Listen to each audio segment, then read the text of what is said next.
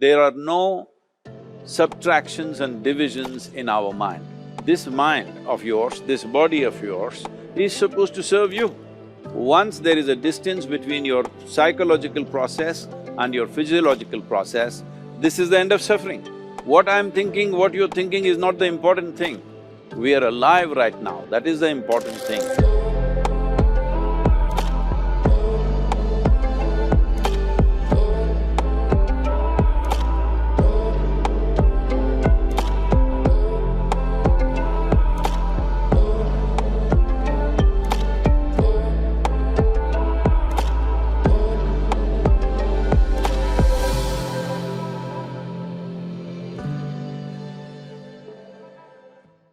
The thing is this, without understanding the fundamental mechanism of this mind, because our mind, human mind, is the most sophisticated computer on the planet.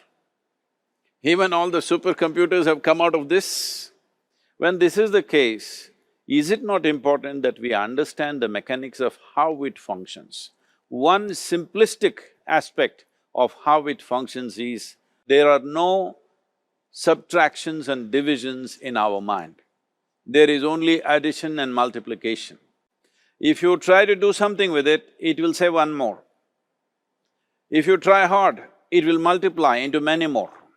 In this mind, you don't try to identify what is positive, what is negative and try to remove it. First of all, one needs to understand, this mind of yours, this body of yours is supposed to serve you. The life that you are is important. Body and mind are vehicles that must serve us. If you sit in a vehicle, it must go where you want to go. If it goes to its own destination, what is the point of such a vehicle? It's just a nuisance. Right now, most human beings are unfortunately experiencing this fantastic possibility of human mind as a nuisance, as a troublesome thing. Well, this is the most beautiful thing you have. It's just that you need to pay little attention as to how it functions. Who you are right now, the most significant aspect is, you and me are alive right now, this is it. What I'm thinking, what you're thinking is not the important thing. We are alive right now, that is the important thing. So, it is important that you focus on this fundamental sense of aliveness within you, and then you will see there is a natural distance between you and your thought process. Once there is a distance between your psychological process and your physiological process, this is the end of suffering. Because there are only two kinds of suffering that human beings go through, physical suffering and mental suffering. Once you create a little space between you and your mind, between you and your body, this is the end of suffering.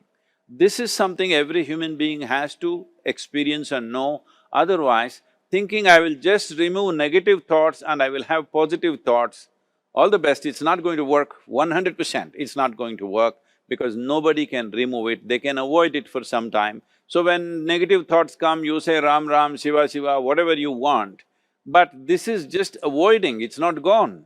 The moment you stop that, it will pop back with great force, otherwise it'll come back in your dreams. Now the very question is coming from certain helplessness, what shall I do?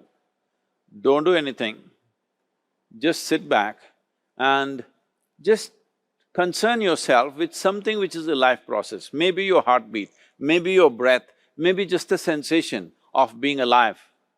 Depending upon how sensitive or how perceptive you are, accordingly, find something.